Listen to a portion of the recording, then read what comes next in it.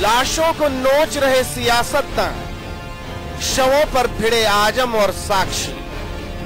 सूबे की सियासत हुई कितनी क्रूर, लाशों को बना रहे राजनीति का दस्तूर। लाशों पर सियासत कब तक?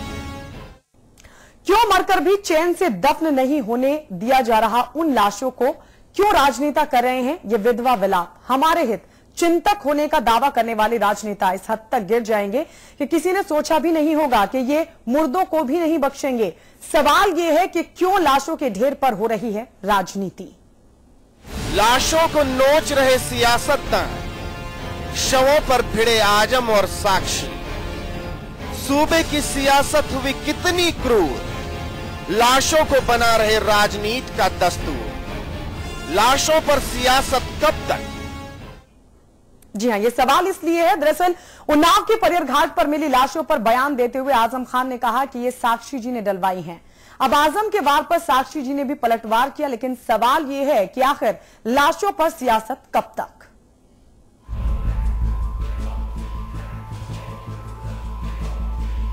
साक्षी जी ने डाली, ट्रक से लेकर आए थे, सुना है हमने। साक्षी जी ने सरकार को बदनाम करने के लिए डाल के अब ये बताएं कहां से लाए थे। क्या गजब की बात कही है आपने जनाब। अब बलिहारी जाएं आपकी बातों पर। इसी को तो कहते हैं जलाल बादशाही और जमहूरी तमाशा। इस तमाशे में क्या तस्वीर बनाई है आपने, जिसकी रंगत में ना शर्म, ना संजीदगी, ना संवेदनशीलता, भरी है तो सियासत, वो भी कूट कूट कर। परियर के गंगा घाट पर मिली लाशों के ढेर में गले तक दबी सरकार सूत्र तलाश रही है कि कहां से आई इतनी लाशें, और सरकार के नुमाइंदे लाशों को नोच कर सबूत बता रहे हैं। साक्षी जी डाल कर चले गए। साक्षी जी ने डाली, ट्रक से लेकर आए थे, सुना है हमने। साक्षी जी ने सरकार को बदनाम करने के लिए डाल के अब ये बताएं कहां से लाए थे। चलिए आजम साहब, आपकी बात ही मान लेते हैं, लेकिन आपके लफ्जों से जो लिबास उतर रहे हैं उससे तो आप और आपकी सरकार ही नंगी होती है।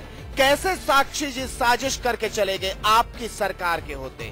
वार आपने किया था, पलटवार साक्षी कर रहे हैं। लाशें ही सियासत का सबब बन गई।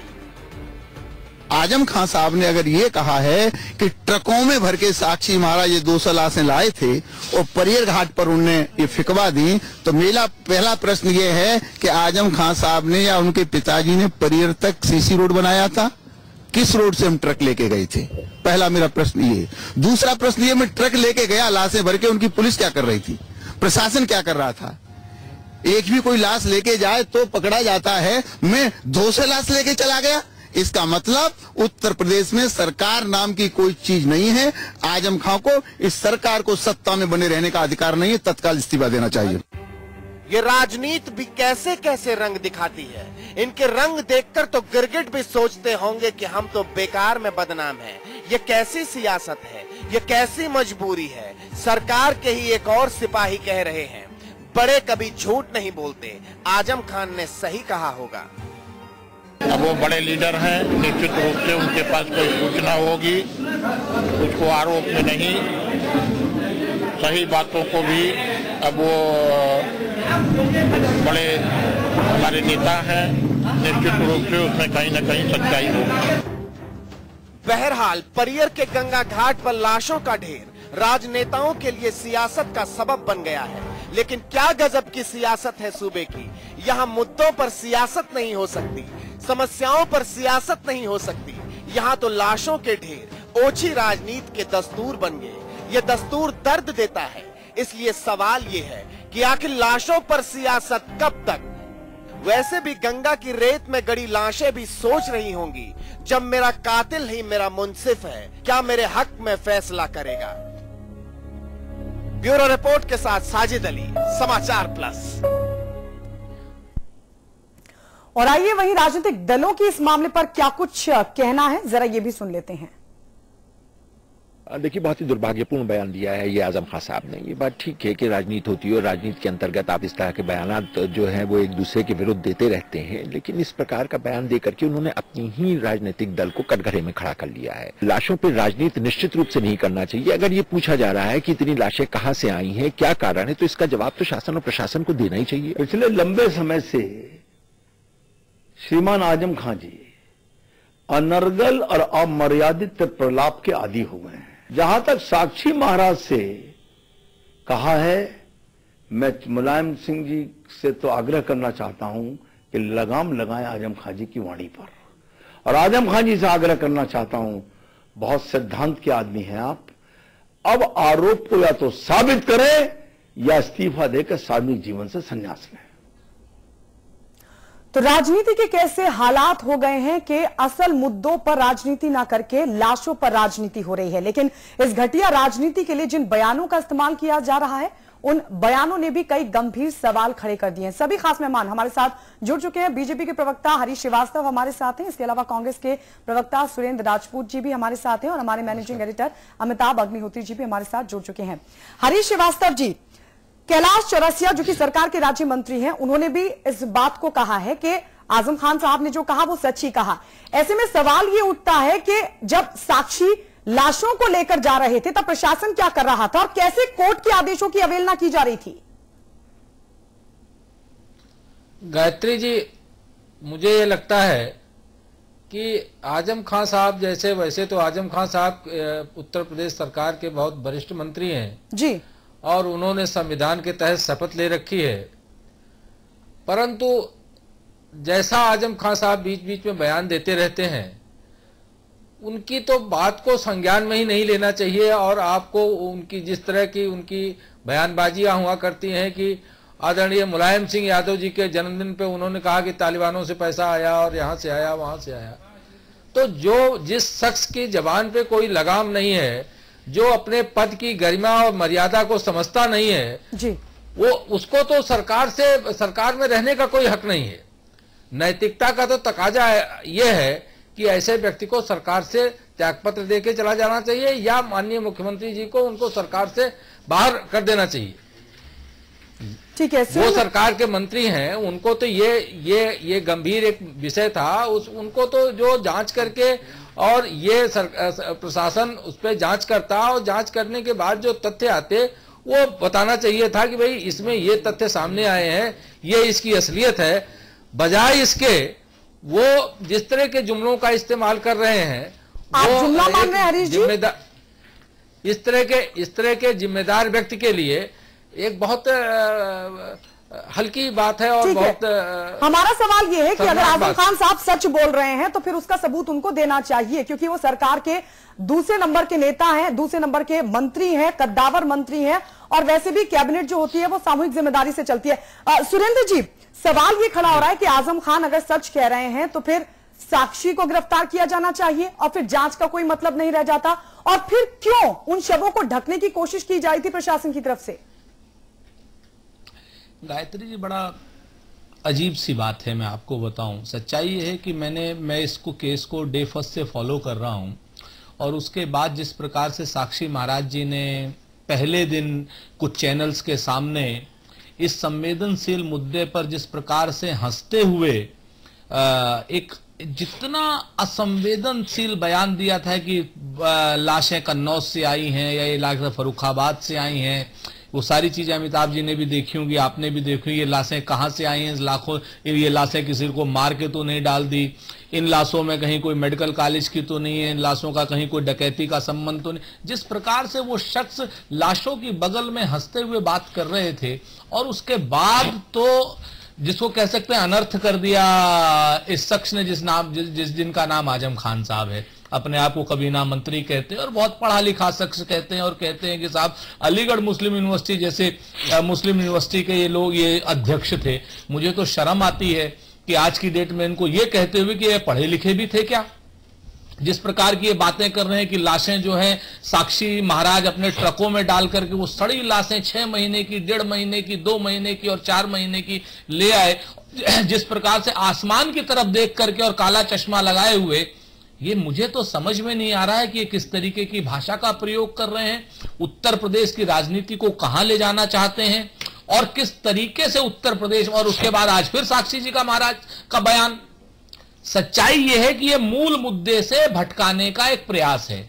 भाई एक चीज तो तय है, लाशें सड़ी हैं, लाशें 1 महीने की हैं, 6 महीने की हैं, 12 महीने की, मुझे नहीं मालूम, लेकिन 104 लाशें ऑफिशियल हैं और 104 लाशें ऑफिशियल हैं। और दूसरी बात यह कि 11,000 लोग पूरे प्रदेश से गायब हैं। यह भी अपने आप में आधिकारिक सत्य है। नहीं सुरेंद्र जी, आपको नहीं लगता सरकार के अगर 2 मंत्री, एक राज्य मंत्री है और एक कैबिनेट मंत्री है, अगर कुछ कह रहे हैं तो या तो सरकार को उसका सबूत देना चाहिए या उस पर कुछ बोलना चाहिए। मैं वही बात आपसे कह रहा हूं, जुमले में नहीं लिया जा सकता। मैं उसी बात पे आ रहा था, मैं इसी बात पे कि जब 104 लाशें 110 लाशें मिली हैं गायत्री जी, अमिताभ जी, ये जो सबसे बड़ी महत्वपूर्ण बात है कि सबसे पहले एक भी लाश मिलती है, अगर उसका जैसे सरकार के मंत्रियों ने कहा कि साहब उसका कोई क्लेमेंट नहीं आया, तो सरकार अपने आप में FIR लिखवाती है।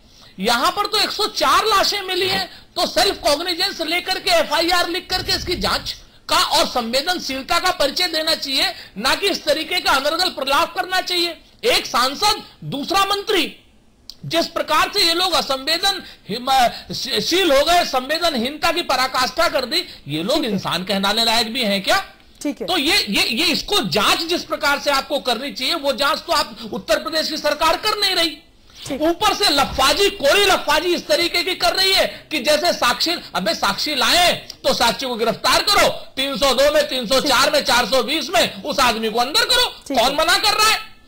ठीक है अमिताभ जी, अगर ये मजाक है तो बेहद शर्मनाक है और अगर सच है तो सबूत देना चाहिए सरकार को। देखिए, जब ये मसला आया तो मैंने उसी दिन अपने चैनल पर 1-2 बातें कही जी, कि आजम खान साहब अगर चुटकुलेबाजी कर रहे हैं सरकार में रह के, तो मुख्यमंत्री को इस चुटकुलेबाजी को रोकना चाहिए, और अगर वो सच कह रहे हैं तो साक्षी महाराज की बिना देरी किए गिरफ्तारी होनी चाहिए। बीच का कोई रास्ता नहीं। ये तीसरा चौथा वाकया हो गया। सुरेंद्र राजपूत जी ने जो बात कही उसमें मैं एक बात जरूर जोड़ूंगा। जो लोग, सुरेंद्र राजपूत, जो लोग सत्ता में नहीं है ना, उनको एक बेनिफिट ऑफ डाउट हमेशा मिलता है, मिलता रहा, दुनिया के हर मुल्क में मिलता है जहां डेमोक्रेसी है। वो कह सकते हैं कि हमारे पास सरकारी सूचनाओं तक एक्सेस नहीं थी, जो मुझे लगा वो मैंने बोला। ठीक है, आज सुरेंद्र राजपूत ये बोल सकते हैं कि भाई 44 लाख करोड़ रुपए काला धन है, तो इन पर मुकदमा नहीं हो सकता। ये कह देंगे कि मैंने कहीं पढ़ा था, मुझे कुछ ध्यान आया, मैं तो वित्त मंत्री को बुला के पूछ नहीं सकता। लेकिन अगर वित्त मंत्री बोलेंगे तो फिर जिम्मेदारी लेनी होगी। विपक्ष और सत्ता पक्ष में यह मौलिक अंतर समझिए। सरकार का मंत्री अगर बोलता है तो सरकार बोलती है। 2 बातें यहां बहुत महत्वपूर्ण हैं। जैन साहब आगे, मैं इन्हीं की प्रतीक्षा कर रहा था। उत्तर प्रदेश सरकार के चीफ सेक्रेटरी ने कहा कि ये लाशें वो हैं जो पानी में प्रवाहित की गई, दाह संस्कार जिनका धार्मिक कारणों से या आर्थिक अभाव के कारण नहीं हो सका, वो लाशें गंगा में प्रवाहित की गई। चूंकि गंगा में पानी कम था इसलिए ये सतह पर आ गई। उत्तर प्रदेश सरकार के सबसे बड़े मुखिया नौकरशाह ने यह बोला। अब जैन साहब या तो आलोक रंजन इस्तीफा दें,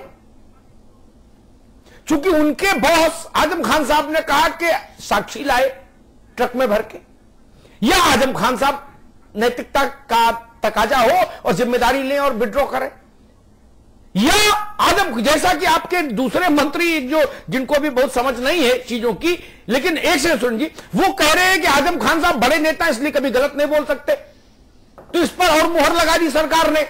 तब साक्षी महाराज की गिरफ्तारी होनी चाहिए। कोई आदमी 150-200 लाशों को ट्रांसपोर्ट करके फ्री घूम रहा है तो भी आपको डूब मरना चाहिए।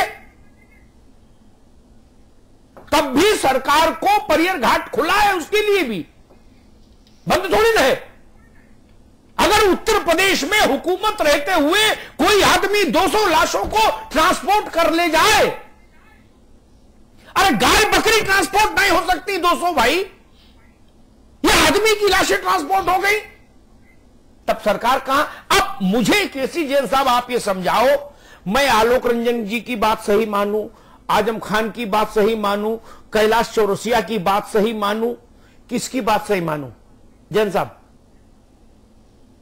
देखिए अमिताभ जी, ये जो जिस तरीके से ये लाशें बह करके आई गंगा में और नदी के द्वारा ये और यहाँ मिली जी, तो ये एक मानवता के नाते एक संवेदनशील बात है और इस पे जिस तरीके से राजनीति हो रही है वो राजनीति नहीं होनी चाहिए। भारतीय जनता पार्टी जैन साहब आप बात सुन लीजिए, ये जो बात जवाब जो मिला है आजम खान जी की तरफ से वो भारतीय जनता पार्टी के कमेंट पे ही मिला है, लेकिन क्या कमेंट, राजनीति जिस तरीके से भारतीय जनता पार्टी क्या कमेंट था जिस पर उन्होंने ऐसा बयान दे डाला कि साक्षी लाए थे? क्या कमेंट था? क्या साक्षी ने बोला आजम खान लाए? आजम खान जी ने, हाँ माननीय आजम खान जी ने जो कहा है उस पर यह कहा है कि हमने ये सुना है। अरे भाई बोलो ना, हमने ये सुना है, उन्होंने कहा है, उन्होंने अपनी तरफ से बयान नहीं दिया। जैन साहब पूरा बयान आप सुनिए, उन्होंने कहा हमने ये सुना है। जैन साहब ये हर चीज की बात, कोई भी घटना हो, जांच हो जानी चाहिए, पीछे कुछ छुपा हुआ है, पार्टी कुछ छुपा रही है, सरकार कुछ छुपा रही है, सरकार इस तरीके के बयानबाजी का क्या मतलब है? ठीक है। अब आपको स्मृति जरा मैं रिफ्रेश कर दूं। बोफोर्स कांड पर राजीव गांधी जब प्रधानमंत्री थे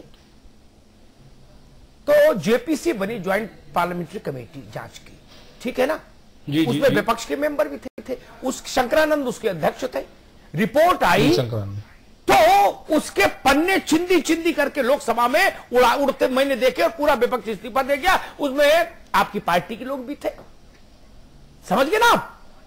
तो सवाल ये उठता है, विपक्ष और आम आदमी हमेशा ये पूछेगा कि भाई सच क्या है, बताओ क्या छुपा रहे हो? जब वहां जेसीबी लगा के कलेक्टर लाशें दबा रही थी तो मैंने पूछा, तो आप पागलों से बयान देने लगेंगे, मानसिक संतुलन खो देंगे। आपसे कोई सवाल पूछे कि इस फंक्शन का पैसा कहां से फंड हो रहा है, तो आप कह दोगे तालिबान ने दिया, दाऊद ने दिया, छोटा शकील ने दिया, बड़ा शकील ने दिया। तमाशा कर रहे हो क्या आप लोग? नहीं संभल रहा, इस्तीफा दो, दूसरे काम करो। ये कोई जरूरी है वही रहे और कुछ भी बोले? सुनील राजपूत को छूट है, हरीश श्रीवास्तव को छूट है, विपक्ष में है। आपने संविधान की शपथ ली है भाई, आपको अंदाजा ही नहीं, आपको अपनी कुर्सी का मान नहीं पता।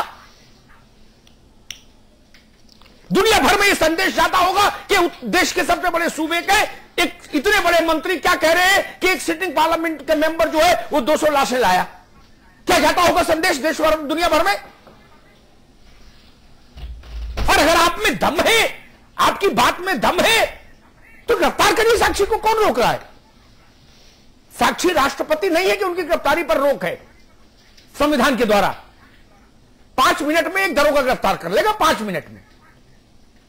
आप हिम्मत तो जुटाओ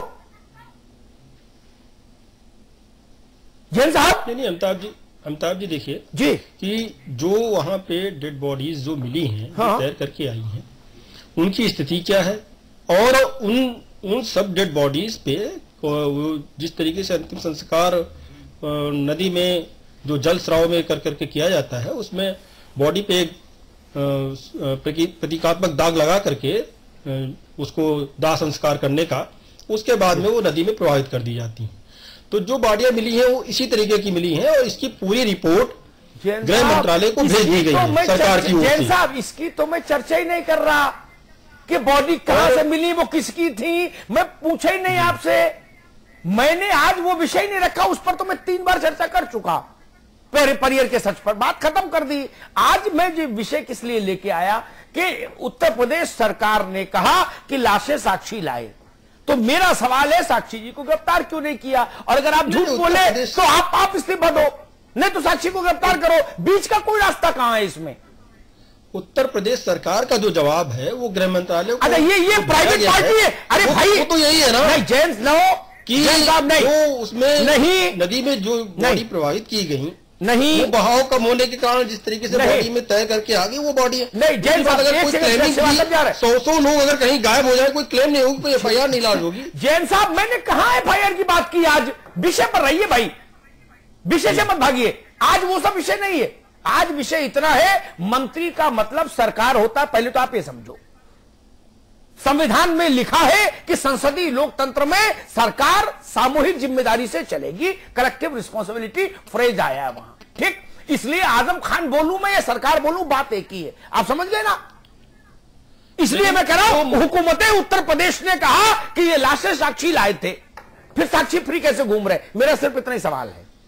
नहीं, उन्होंने जो कहा वो सेंटेंस जो है उनका कि हमने ये सुना, वो उनके स्वयं तो भी गिरफ्तारी होनी चाहिए। अगर आप उनको सरकार भी मान लीजिए, वो पूरी सरकार है, तो सरकार अगर कोई बात की जानकारी दे कि हमने ये चीज, हमारी ये चीज संज्ञान में ये हमने सुना है, हाँ ठीक है, तो उस पर कार्रवाई होनी चाहिए। तो नहीं कही वो चीज, तो उन्होंने अपनी तरफ से तो वो चीज नहीं कही। नहीं, अरे भाई आप बात नहीं समझ पाए लग रहा, ये मैं समझा नहीं पाया। जैसा अगर राजा ने कोई बात सुनी तो उस पर कार्रवाई होनी चाहिए ना।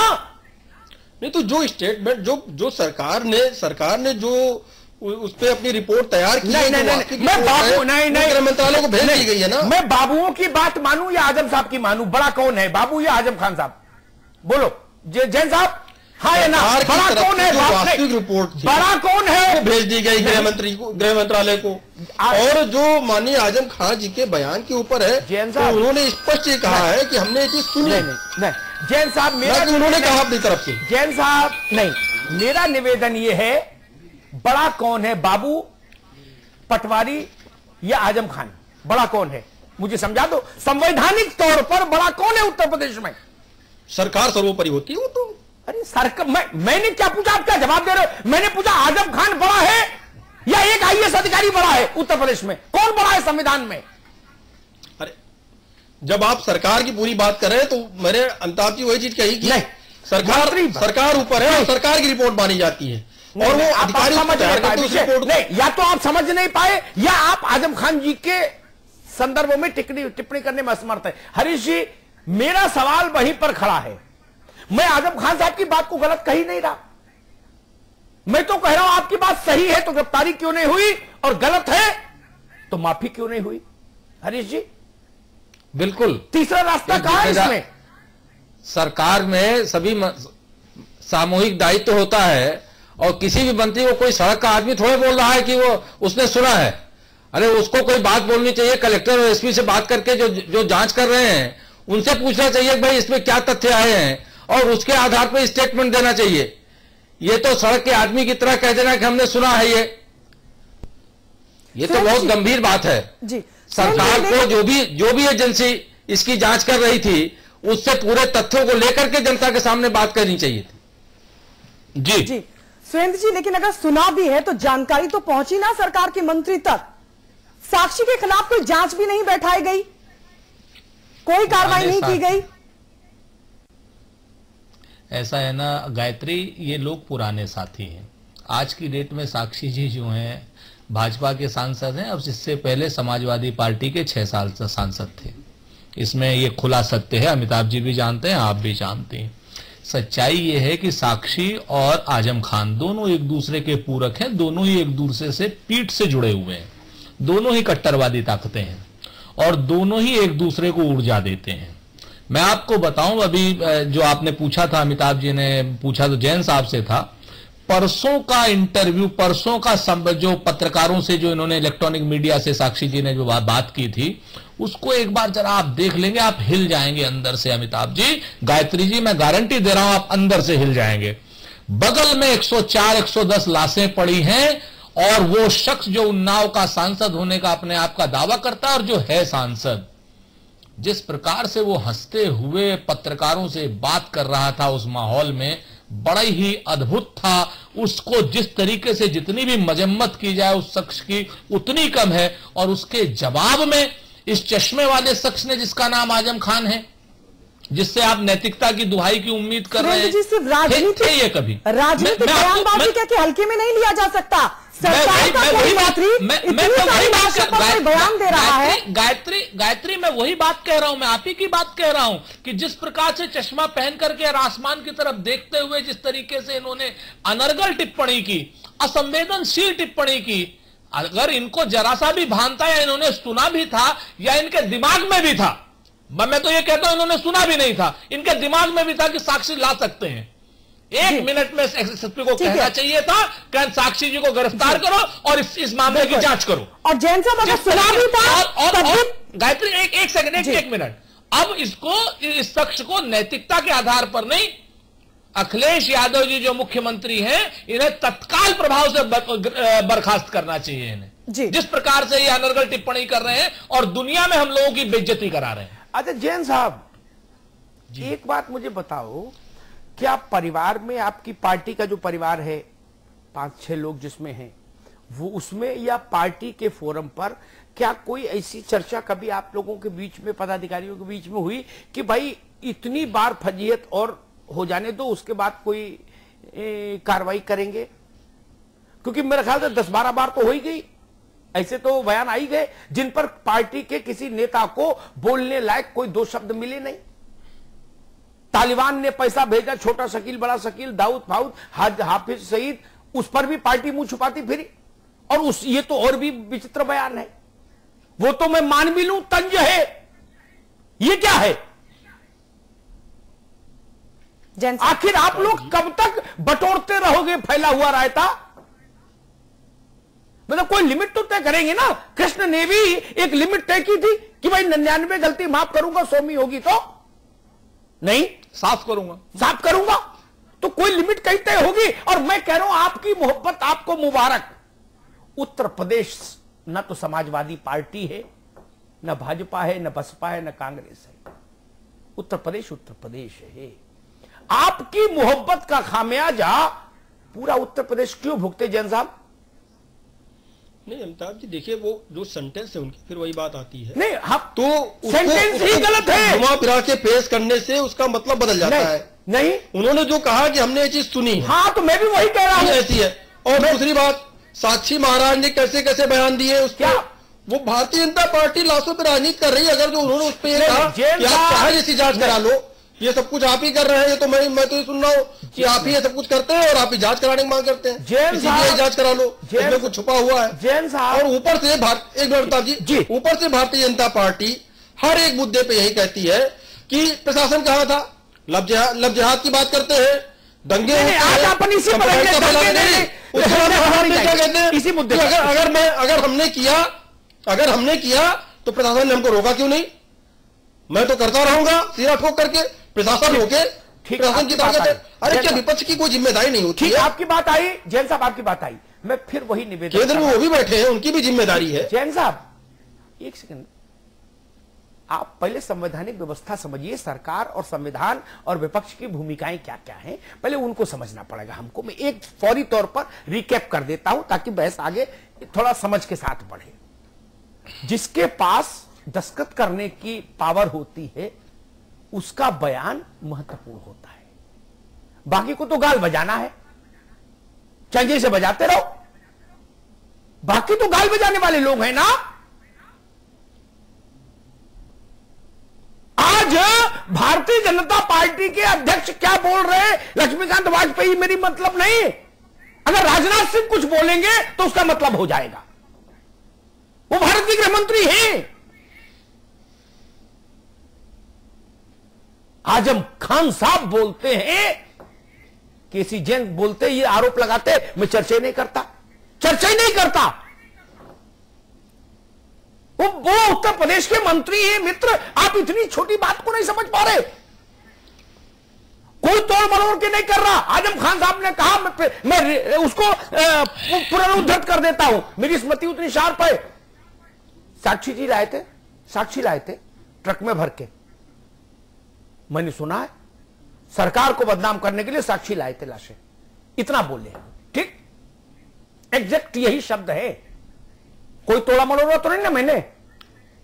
अगर सत्ता को ये पता लग गया कि भाई अमिताभ अग्निहोत्री ने ये मर्डर किया तो और क्या चाहिए? मुझे जेल जाना चाहिए। और क्या सही है?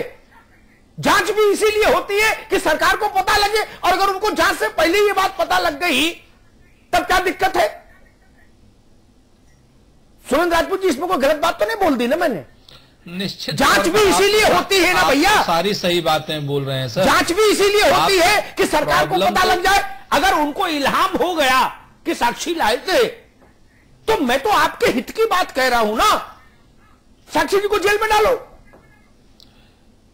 जेल साहब, अमिताभ जी, इनको भी पता है, आजम खान साहब को भी पता है, लेकिन अब ये बेचारे जैन साहब करें तो क्या करें? आजम खान का तो जब मुलायम सिंह जी कुछ नहीं कर पा रहे और आप और हम नहीं कुछ कर पा रहे हैं, नहीं उसमें तो ये कहां पे कोई बात अब ये जो सब तो अगर कर पा रहे तो मजम्मत कीजिए ना, फिर सीधे कहिए कि गलत बयान है और कहिए कि ये बात बहुत गलत है, संवेदनशील है, ऐसे आदमी को बर्खास्त होना चाहिए, कहिए इस बात को। आजम खान जी ने, माननीय आजम खान जी ने कहा हमने ये सुना है, आप उस चीज को डिनाई क्यों करते हैं? अगर उसने सुना है तो इस पे एफआईआर क्यों नहीं की उस आदमी ने? आजम खान साहब जो सरकार की रिपोर्ट है वो गृह मंत्रालय को भेजी, उसमें क्या लिखा है? अच्छा ठीक, एक बात जैन साहब, अगर माननीय मंत्री जी ने जो जैन साहब एक मिनट, अगर उनको लिखनी होती तो अरे सुनो भाई, माननीय मंत्री जैन साहब, आपके धर्म संकट दूर किए दे रहा हूं, लेकिन थोड़ी हिम्मत करनी पड़ेगी आपको भी। मैं धर्म संकट आपका दूर कर दूंगा पार्टी के भीतर का भी। आप इतना बोल दो, आज 8:30 के बाद से आजम खान का कोई बयान सरकार का बयान नहीं माना जाएगा। इतना बोल दो, मैं बरी करता हूं सबको, केस खारिज। वकील ये कह दो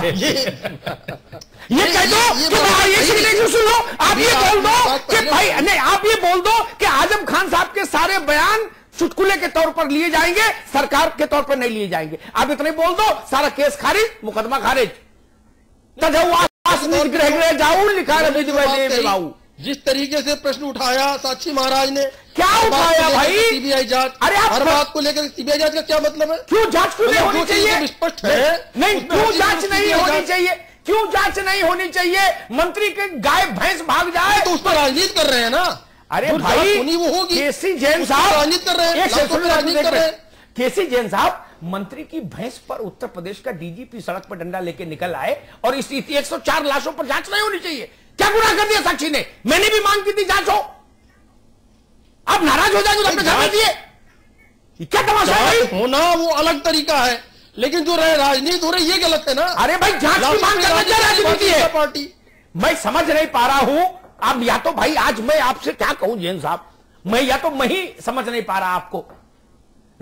सत्ता में जो पार्टी बैठी है वो राजनीति से चुनाव लड़के आई, विपक्ष वाले लोग राजनीतिक दल है।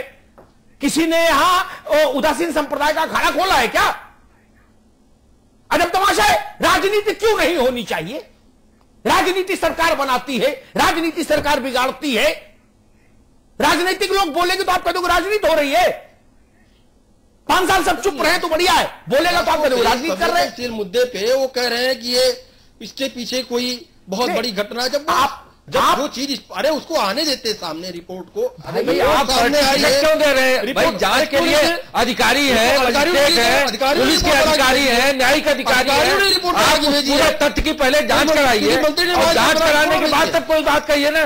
रिपोर्ट आपको इंस्पेक्टर छोड़ने का, आपने जांच करके और सर्टिफिकेट जारी कर दिया। लेकिन जैन साहब, रिपोर्ट से पहले उलझुल बयान तो नहीं दिए जाएंगे ना सरकार की तरफ से? रिपोर्ट करके जैन साहब, मंत्रालय को आपके भेजी। जैन साहब, तो क्या उल जुलूल बयान देने के लिए मैंने तो परमिट मिल जाता है? मैंने तो एक निवेदन किया, आप आजम खान साहब के हिमायती नहीं है केसी जैन साहब। अगर आप उनके हिमायती होते, आप उनको हमेशा के लिए आज बरी करा ले जाते जनता की अदालत से। आप कह देते उनका बयान, उनके हर वक्तव्य को मजाक समझा जाए, बात खत्म हो जाए। आप भी बरी, वो भी बरी, पार्टी भी बरी, सरकार भी बरी, सब आनंद भाव में रहो। मजाक वाली वहां कोई बात ही नहीं है। उन्होंने जो चीज कहा कि हमने भाई नहीं, वो मजाक क्यों है? राजनीति अगर मजाक नहीं है तो अपराध है। वहां पे जाकर के हंसते हुए वहां पे मांग कर रहे सीबीआई जांच। नहीं तो लाशों के बगल में खड़े होकर के साक्षी महाराज, तो ये मुकदमा दर्ज करने लगे पहुंच करके। भाई जैन साहब, मैं आपकी बात से सहमत नहीं, बहुत विनम्रता से, मुझे शायद अकल कम हो, लेकिन एक बात मैं जरूर कहूंगा, मैं हंस के मांग करूं सीबीआई की या रो के मांग करूं, ये कोई क्राइम नहीं बनता। माफ करिएगा मुझे। नहीं, क्राइम नहीं बनता है। क्राइम नहीं बनता अमिताभ जी, लेकिन बात होना भी होती ठीक है। नैतिकता भी तो कुछ होती है, राजनीति में नैतिकता बहुत बड़े मायने रखती है। और ये जो तालिबान का बता रहे पैसा लगा और बता रहे साक्षी ने लाशें लाई, इनको नैतिकता कब सिखाओगे, कब सिखाओगे? इनके लिए कोई स्कूल खोलोगे कि नहीं जैन साहब? अगर कोई आदमी नीम के पेड़ के नीचे पेशाब करता है तो उसके ऊपर कानून कोई मुकदमा नहीं काम हो सकता है, लेकिन नैतिकता के आधार पर उसको वहां नहीं करना चाहिए। ये कहां कर रहे हैं, ये कहां कर रहे हैं पता है? ये पता है कहां कर रहे हैं? जैन साहब चेहरा खराब हो जाएगा, पता है कहां कर रहे हैं? ऐसा उदाहरण मत दीजिए, पार्टी संकट में पड़ जाएगी। अभी यहां से लेकर इटावा तक बवाल होता घूमेगा। रामपुर इटावा लखनऊ, रामपुर इटावा लखनऊ त्रिभुज बन जाएगा 5 मिनट में, और होगा कुछ नहीं। हमारा क्या भला बुरा होगा, आपके लिए जान संकट में आ जाएगी। आजम खान साहब गाड़ी वापस भेज देंगे अभी, और कहेंगे कल से नहीं आऊंगा, तो फिर ठंड में भागना पड़ेगा आप लोगों को। नहीं वहां पे भले आदमी क्या कह रहे हैं, नहीं जिस तरीके से वो बयान दे रहे हैं, मैंने उस पर आपको बताया नहीं कि इस तरीके से कुछ नैतिकता भी तो होती है। अरे आप नैतिकता की बात करोगे, आपके मंत्री को नैतिकता की समझ नहीं, एबीसीडी नहीं पता, आप नैतिकता बताओगे इस मामले में जैन साहब? ये मंत्री केवल आपकी पार्टी के मंत्री नहीं है, ये समाजवादी पार्टी के मंत्री होते मैं बहस ही नहीं करता, ये मेरे सूबे के मंत्री है। इस अंतर को समझो। नरेंद्र मोदी हरीश श्रीवास्तव के आदमी नहीं है, भले इनकी कोई रिश्तेदारी हो उनसे, वो भारत के प्रधानमंत्री हैं, वो जवाबदार हैं 125 करोड़ लोगों के लिए, वो केवल लक्ष्मीकांत वाजपेयी के लिए जवाबदार नहीं है ना। मजाक है क्या? ये कोई आपका घरेलू मामला है क्या कि भाई ये बहुत बड़े हैं, ये दादा हैं, इनके ऊपर कोई नहीं बोलेगा? अरे लोग गांधी पर सवाल उठाते हैं, नेहरू पर सवाल उठाते हैं, लोहिया और जयप्रकाश पर उठाते हैं, आप कह रहे हो आजम खान पर सवाल उठना गलत हो गया? अजब बात है भाई, सार्वजनिक जीवन में रहेंगे तो सवाल उठेंगे। और अगर किसी ने सीबीआई जांच की मांग की तो इसमें क्या अनुचित है? क्यों नहीं होनी चाहिए जांच? अमिताभ जी देखिए, जांच तमाम जांचों की मांग हुई और तमाम मांगों के बाद में तमाम जांचें हुई। बात कोई जांच नहीं हुई अभी, बात यह है कोई जांच ही नहीं हुई। नहीं, इस मुद्दे पे मैं नहीं कह रहा हूं, और मुद्दों की मैं बात कर रहा हूं। जांच की मांग होती है और जांचें होती है, जांचों के बाद जो परिणाम आता है उसके हिसाब से उसके ऊपर आगे एक्शन होता है। लेकिन जो ये राजनीति की बात आपने कहा, राजनीति होनी चाहिए, राजनीति होनी चाहिए, लेकिन जो ये लाशों पे जिस तरीके से नहीं ये फ्रेज है, सत्यनारायण कथा नहीं, सत्यनारायण होकर के नहीं, सत्यनारायण ये जैन साहब हम रोकेंगे आपको नहीं। सुरेंद्र राजपूत जी मुझे एक लाइन में बताइएगा, फिर हरीश जी से भी सवाल पूछेंगे, फिर ब्रेक। राजनीतिक पार्टियां वो पक्ष में हो विपक्ष में हो, जब बोलेंगी तो राजनीतिक बिंदु पर ही बोलेंगी ना, कि सत्यनारायण की कथा में मॉडिफिकेशन का पर्चा दाखिल करेंगी? देखिए राजनीतिक बातें मैं एक मिनट मैं अपनी बात स्पष्ट कर दूं। अजब तमाशा, जो सरकार में होता है उससे पूछो लड़की के साथ रेप क्यों हो गया, भाई राजनीति मत करिए। डकैती क्यों पड़ गई, बोले आप राजनीति कर रहे हो। डकैती पे राजनीति नहीं होनी चाहिए, रेप पे राजनीति नहीं होनी चाहिए, चोरी पे नहीं होनी चाहिए, हत्या पे नहीं होनी चाहिए, भुखमरी पे नहीं होनी चाहिए, बेरोजगारी पे नहीं होनी चाहिए, भ्रष्टाचार पे नहीं होनी चाहिए, दबंगई पे नहीं होनी चाहिए। तो क्या होना चाहिए, बोले 5 साल चुप रहिए तो हम मानेंगे आप राजनीति नहीं कर रहे। कोई तमाशा है क्या? अगर हर राजनीतिक दल का बोलना सत्ता को यह लगे, यही बात भाजपा पर भी लागू है। समाजवादी पार्टी के लोग बोलते हैं तो भाजपा वाले कहते हैं कि आप राजनीति कर रहे हैं। अगर ये तो तर्क नहीं चलेगा। मैं वही बात कह रहा था आपसे कि जिस तरीके से जिस प्रकार से सारी बातें कर रहे हैं ये लोग, राजनीतिक दल तो राजनीति की बात करेंगे, लेकिन जो जिम्मेवार दल हैं, चाहे वो केंद्र में हो चाहे सूबे में हो, अगर वो लोग कोई बात कहते हैं या उनका कोई मंत्री या उनका कोई सांसद कोई बात कहता है तो उसकी बड़ा महत्व होता है। अगर साक्षी महाराज जी सीबीआई जांच की मांग करते हैं और प्रदेश की सरकार उसको नहीं मानती है तो गृह मंत्री के पास एक 2 लाइन की चिट्ठी लिख करके अगर साक्षी महाराज भेज दें और गृह मंत्रालय सेल्फ कॉन्ग्रेजेंस लेकर के उसको सीबीआई की जांच करा सकता है। ये बात भी साक्षी जी नहीं होगा, सुरेंद्र जी सेल्फ में नहीं होगा। मेरी बात सुनिए, मैं आपको पूरी, मैं आजम खां को बिल्कुल भी इस समय एक्सक्यूज देने के लिए तैयार हूं। मैं और दूसरी बात कह रहा हूं, सेल्फ से नहीं होगा। 2 ही रास्ते हैं देश में सीबीआई जांच के, आइदर और एक से सुनो भाई, चले जाइए, अरे सुनो ना, either on the recommendation of the concern state government और by the order of high court. प्रधानमंत्री भी जांच आदेश नहीं दे सकता। केवल दो ही रास्ते, या तो वो स्टेट की सरकार जहां घटना घटी वो संस्तुति करे या उस राज्य का हाई कोर्ट के निर्देश दे। दोनों चीजें मैं आपसे अमिताभ जी बताऊं, जब सलाह देने की बारी आती है सांसद की, माननीय प्रधानमंत्री की या कोर्ट की, तीनों चीजों में आप अगर प्रधानमंत्री या सत्ताधारी दल का कोई सांसद सलाह देता है तो उस सलाह को बहुत कायदे से, असल बात हो क्या रहा है, राजनीति हो लेकिन ओछी राजनीति ना हो जिस प्रकार से साक्षी और आजम खान कर रहे हैं। राजनीति करने के लिए कोई मना नहीं कर रहा। सच्चाई है 104 लाशें एक साथ मिल गई, हर आदमी को मालूम है कि किस तरीके से है, पानी कम है, इसका पॉल्यूशन क्या है, सब आप बहस करा चुके हैं। लेकिन जिस प्रकार का असंवेदनशील रवैया इस शख्स का है जिसको आप बार बार चैनल पे दिखा रहे हैं, जिनका नाम मोहम्मद आजम खान है और साक्षी महाराज है, इन लोगों का जो संवेदनहीन रवैया है, मसला इस पर है। इनको देख करके इस वक्त आम जनता जो है परेशानी से बदतर होती जा रही है कि क्या ये लोग किस तरीके की राजनीति कर रहे हैं। ये राजनीति उचित नहीं। ठीक है, केसी जैन साहब उत्तर प्रदेश के गवर्नर, उन्होंने कहा कि मुझे नहीं लगता कि किसी ने अपने जीवन काल में इतनी बड़ी लाशें गंगा के किसी घाट पर एक साथ देखी होंगी। ठीक, ये भी राजनीति है क्या? ये तो मैंने भी कहा था अपने शो में पहले दिन, और सात मेहमान थे, मैंने सातों से पूछवा दिया, सब 40 साल से ऊपर की उम्र के थे। मैंने कहा भाई किसी ने देखी? किसी पार्टी के आदमी ने कहा कि नहीं देखी, किसी ने भी नहीं कहा मैंने देखी। तो इसमें हैरानी की बात तो है ना, तो जांच होनी चाहिए व्यापक। इसमें गंदी राजनीति, घृणित राजनीति, ओछी राजनीति कहां से आ गई? जैन साहब देखिए अमिताभ जी, हाँ, कि जो बात आपने कही वही बात की भाई, इतनी सारी अगर डेड बॉडीज एक साथ आ जाती कहीं पे तो हर कोई अचंभे में पड़ेगा। इस बात से कोई इनकार नहीं कर सकता है, हर एक को अचंभा होगा। 2, 4, 10, 20 लाशें आ जाए बह करके इस तरीके से अलग बात, लेकिन 100 लाशें अगर इस तरीके से आ जाती हैं तो ये अपने आप में एक चौंकाने वाला। जैन साहब 2-4 लाशें भी आते तो भी परेशानी थी, 10-20 की तो बात छोड़ दीजिए। ये उचित वो नहीं है, 20-20 घटनाएं कभी नहीं हुई। 1-2 लाशें मैंने देखी है, लेकिन 10-20 लाशें मैंने कभी नहीं देखी। ये एक जो है चौंकाने वाली बात है। लेकिन उस पर जो आपने बात कही कि ओछी राजनीति, गंदी राजनीति, जिस तरीके से वहां पे वो खिलखिलाते हुए वहां पे डेड बॉडीज के बीच में खड़े होकर के वो मांग करते हैं कि इसके पीछे कोई राज है, कुछ होना चाहिए। जांच, अरे जैन साहब पहले आप जांच पे इनकार नहीं है, आप और जांच के बाद में राज कर रहे हैं, आपकी सरकार भी खास मेहमान हमारे साथ बने हुए हैं। जैन साहब, यूं तो सरकार में बैठे लोगों को जुमला कशी करनी नहीं चाहिए, क्योंकि अगर सरकार भी विपक्ष की तरह बिहेव करेगी तो सरकार में बने रहने का हक नहीं है। लेकिन अगर हम मान भी ले कि आजम खान साहब ने फिजूल में ये बात कही, तो डीएम ने तो कहा था ना कि जो लाशें हैं बहकर आई हैं, गंगा में प्रवाहित कर दिया गया था, अंतिम संस्कार कर दिया गया था। तो अभी कोर्ट के आदेश की अवहेलना हो रही है। जब ये लाशें प्रवाहित हो रही थी तो फिर प्रशासन क्या कर रहा था?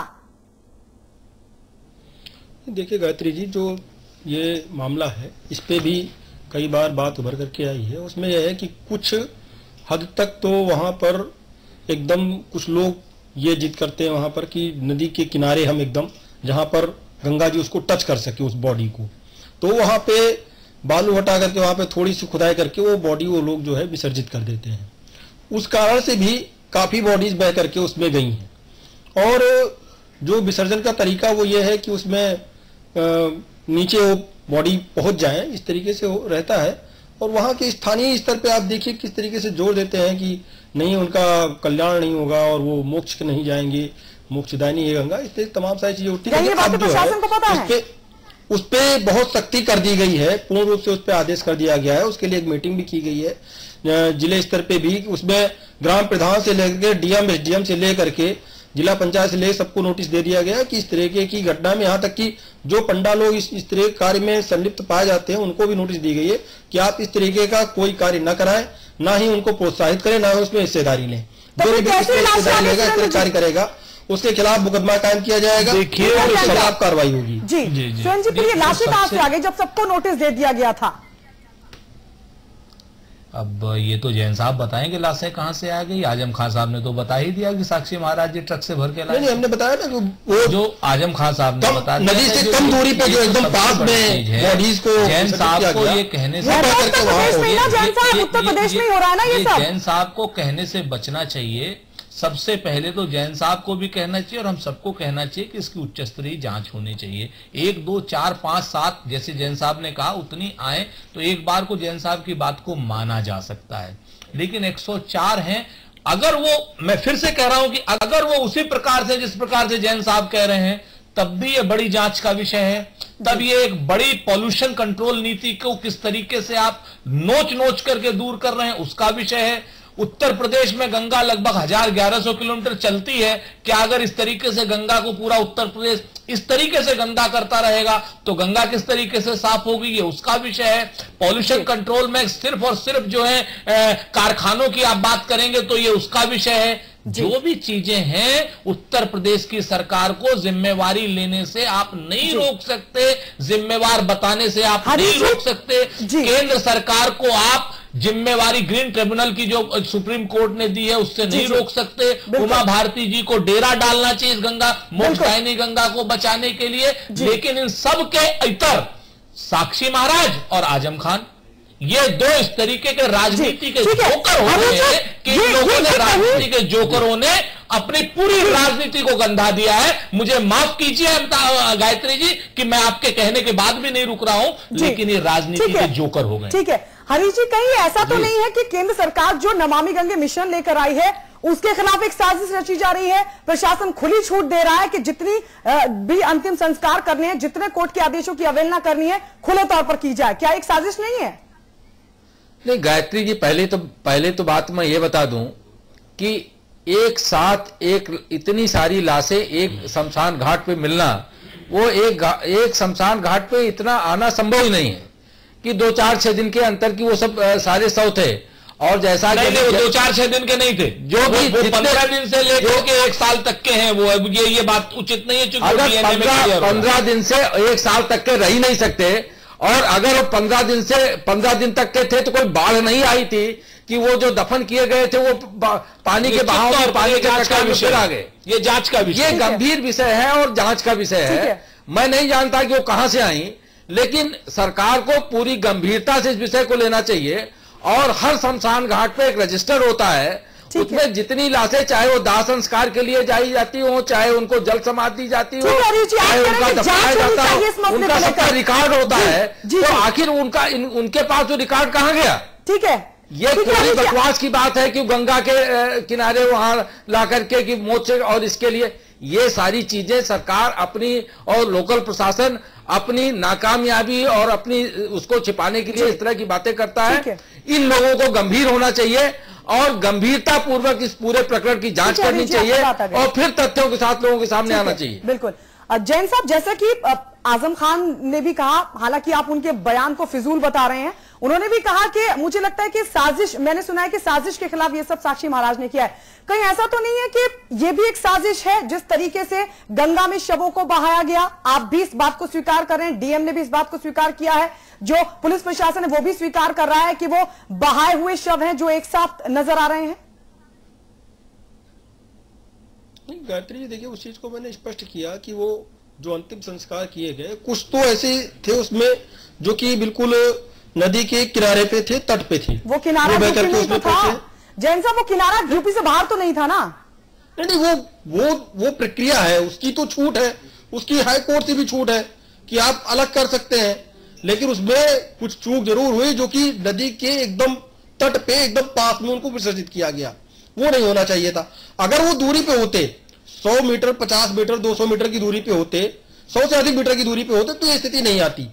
इस चीज को नियमबद्ध कर दिया गया है कि 100 मीटर से अंदर, नदी तट से 100 मीटर के अंदर इस तो भी चूक तो है। ठीक है, ठीक है जैन साहब, और उनको दूर रखा जाएगा जी, विसर्जन जो अब होगा भविष्य में। जी अमिताभ जी, सब बात की टिप्पणी। 2-3 बातें जैन साहब की बात से कुछ बातें निकल के आई। पहली बात जी, सुप्रीम कोर्ट ऑफ इंडिया का कई मामलों में एक सा ही बार बार जजमेंट आया जिसका मूल स्वर यह है जैन साहब मुझे याद नहीं हाईकोर्ट ने क्या कहा, मेरे स्मरण नहीं, सुप्रीम कोर्ट का मुझे जरूर स्मरण है, पानी के भीतर कोई लाश प्रवाहित नहीं होगी, हिंदू मुसलमान सिख ईसाई पारसी यहूदी कोई हो, सुप्रीम कोर्ट ने कहा कोई बॉडी पानी में नहीं प्रवाहित की जाए। नो, उसका पालन सरकारें नहीं करा पाए, वो उनकी कमजोरी, कानून साफ है, आप समझ गए ना।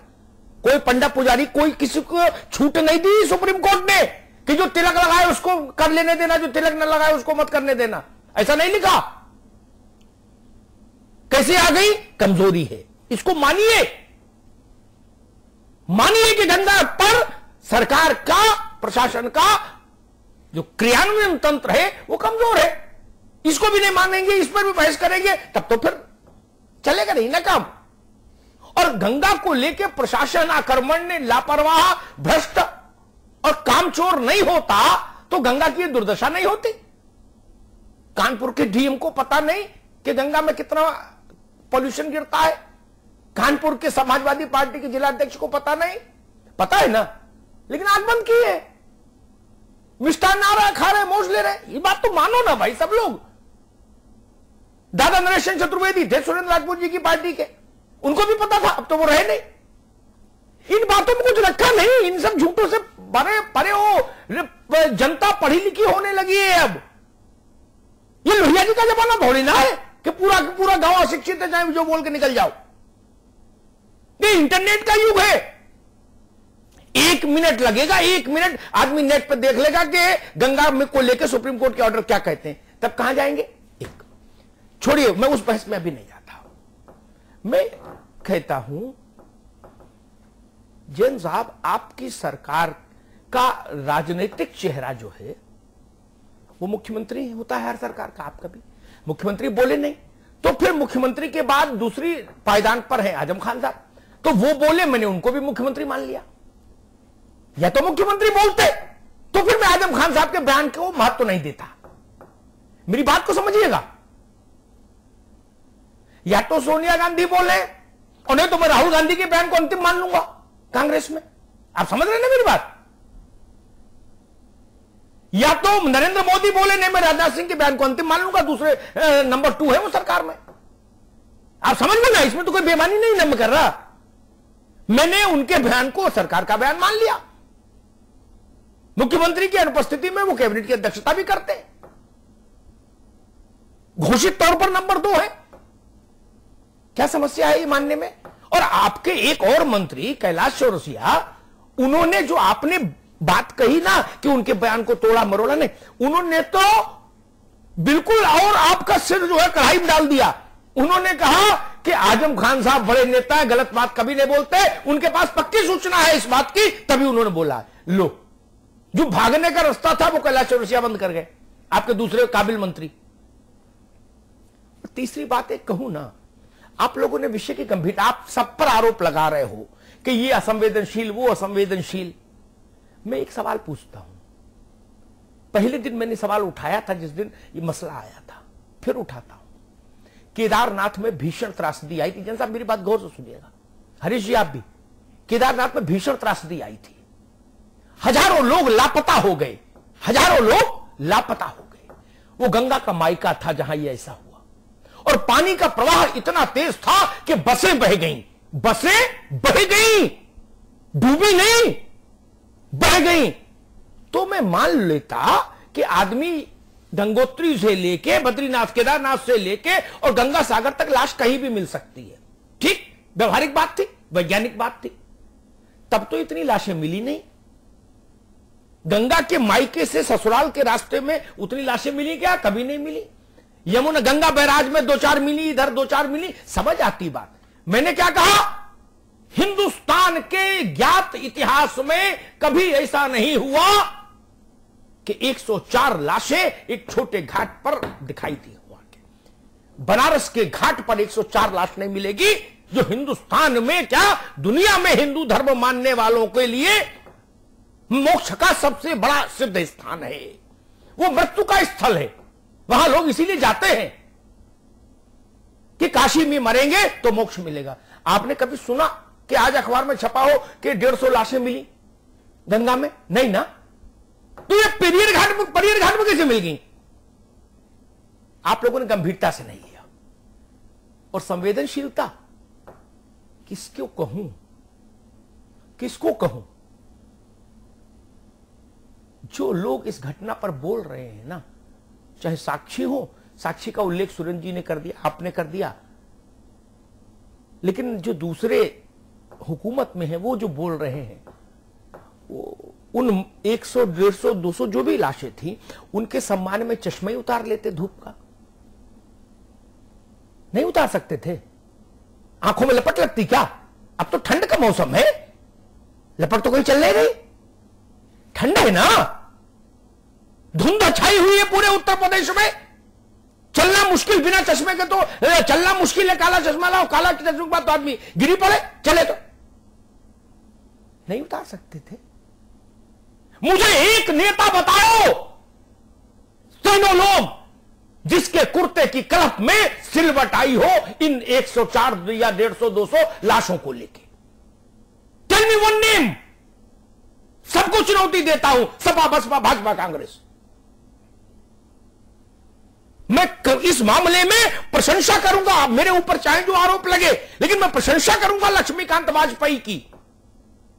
वो आदमी देर रात वहां पहुंचा। लखनऊ से कितनी दूरी है उन्नाव की? केसी जैन, बसपा वालों को उन्नाव का रास्ता नहीं पता, कांग्रेस को नहीं पता, सपा को नहीं पता। जैन साहब, आप जैन से एक मिनट सुनिए, आपकी पार्टी से कोई मंत्री, कोई संतरी, कोई नेता गया क्या वहां? गया क्या? केसी जैन साहब, कोई आदमी गया? जो 5-6 बड़े लोग हैं उनमें कोई गया क्या? लड़के के मुंडन पे जाते हो, शादी ब्याह में जाते हो, नाच गाना में जाते हो, हंसी खाना खजाना में जाते हो, वहां नहीं गए। ये गए हो? मैं झूठ बोलूं तो टोक दीजिए। उत्तर प्रदेश की सत्ता परियर घाट पर नहीं गई। यह असंवेदनशील चेहरा है। फिर जाना चाहिए था। वो किसी परिस्थिति में मरे हो, वो थे हमारे ही लोग, हमारे ही रक्त का हिस्सा थे। क्या उत्तर प्रदेश की हमारी सत्ता को वहां जाके सिर नहीं झुकाना चाहिए था? नहीं गए। अरे टेम्पू में बैठ लेते लखनऊ से तो उन्नाव पहुंच जाते, विक्रम में बैठ लेते तो गाड़ी घोड़े की भी जरूरत नहीं थी। नहीं गए। किसको हम कहे, किसको पत्थर मारे? बोलो, किस चेहरे को पत्थर मार दे कि भाई ये असंवेदनशील है और बाकी लोग संवेदनशील है? मुझे तो सब एक ही कतार में खड़े दिखे। कोई गया क्या? नहीं गए। उत्तर प्रदेश में जो पार्टी समाजवादी पार्टी से पहले सरकार में थी, उसका कोई नुमाइंदा गया क्या? बड़ा नहीं गया। किसी ने जाने लायक ही नहीं समझा। बोले अरे 150 ही लाशें, कौन जाए यार वहां। ये चरित्र है हमारा आपका। अपने अपने गिरेबां में झांक के देखिए। हमारे आपके परिवार का कोई बेटा, बच्चा, बहू होता तो भी यही व्यवहार करते क्या? इस सवाल का उत्तर खोजिएगा।